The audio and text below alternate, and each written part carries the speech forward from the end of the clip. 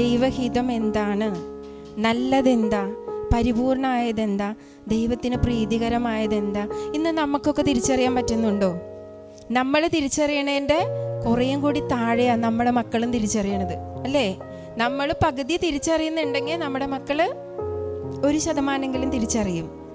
നമ്മൾ തിരിച്ചറിയുന്നില്ലെങ്കിൽ നമ്മുടെ മക്കൾ അല്ലെങ്കിൽ ഇന്നത്തെ തലമുറ തിരിച്ചറിയുന്നില്ല. അവർ ചെയ്യുന്നത്, അവർ കാണുന്നത്, അവർ പ്രവർത്തിക്കുന്നതെല്ലാം നല്ലതാണ്, അതിൽ തെറ്റൊന്നുമില്ല അവർക്ക്.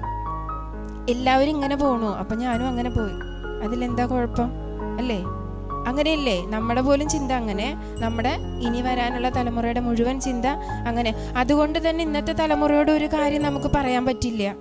നമ്മളൊരു കാര്യം അവരുടെ മുൻപിൽ പറയുമ്പോൾ അവർക്ക് കാണിച്ചു തരാൻ 100 കാര്യങ്ങളാണ്. ഞങ്ങൾ സ്കൂളിൽ പഠിപ്പിക്കുന്നവരായതുകൊണ്ട് പ്രത്യേകിച്ച് അറിയാം. എന്തെങ്കിലും ഒരു കാര്യം പറഞ്ഞാൽ അപ്പം അവൻ അങ്ങനെയല്ലേ ചെയ്തേ, ഇവൾ ഇങ്ങനെയല്ലേ ചെയ്തേ, അവരുടെയൊക്കെ ഉത്തരം കൊടുത്തിട്ട് വേണം ഈ ഒരു കാര്യം അവർക്ക് മനസ്സിലാക്കി കൊടുക്കാൻ. അത്രയ്ക്കും ലോകത്തിന് അനുരൂപമായ ഒരു തലമുറ, അനുരൂപമായൊരു തലമുറ, അതിലൂടെ ഇന്ന് നമ്മളൊക്കെ നീങ്ങിക്കൊണ്ടിരിക്കുന്നത്. അപ്പം ഇതിനോട് നമ്മൾ പ്രതികരിക്കണം, ഇതിനെ പ്രതിരോധിക്കണം. നമ്മൾ പ്രതിരോധിക്കണം, നമ്മുടെ തലമുറയെ പഠിപ്പിക്കണം. നമ്മൾ പഠിപ്പിക്കാതെ, അവർക്ക് ഈ അവയർനെസ് കൊടുക്കാതെ, ബോധ്യം കൊടുക്കാതെ യാതൊരു കാര്യവുമില്ല. ദൈവം നേരിട്ട് പിശാചിനെതിരെ പൊരുതുന്നില്ല. ദൈവം പൊരുതുന്നത് നമ്മളിലൂടെയാണ്. ലോകത്തിനെതിരെ, പിശാചിനെതിരെ ദൈവം പൊരുതുന്നത് നമ്മളിലൂടെയാണ്. അത് നമ്മുടെ തലമുറയ്ക്ക് നമ്മൾ പകർന്നു കൊടുത്തില്ലെങ്കിൽ, മനസ്സിലാക്കി കൊടുത്തില്ലെങ്കിൽ പിന്നെ എങ്ങനെയാ അവർ തിരിച്ചറിയാം? അതുകൊണ്ട് നമ്മൾക്ക് ഉത്തരവാദിത്വമുണ്ട് അത് തിരിച്ചറിയാൻ.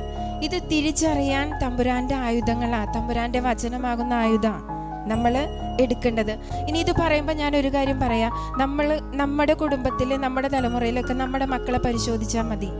അവർ ലോകത്തിൻ്റെ അരൂപിയിലാണോ അല്ലെങ്കിൽ ദൈവത്തിൻ്റെ അരൂപിയിലാണോ എന്ന് വചനം കറക്റ്റായിട്ട് നമുക്ക് പറഞ്ഞു തരുന്നുണ്ട്. ഇപ്പം ഗലാത്യ ലേഖനത്തിൽ 5-ാം അധ്യായത്തിൽ ആത്മാവിൻ്റെ പ്രേരണകൾ, മനുഷ്യനിലുണ്ടാവുന്ന പ്രേരണകൾ, മനുഷ്യാത്മാവിൻ്റെ ദൈവാത്മാവിൻ്റെ, ഇതൊക്കെ വ്യക്തമായിട്ടുണ്ട്.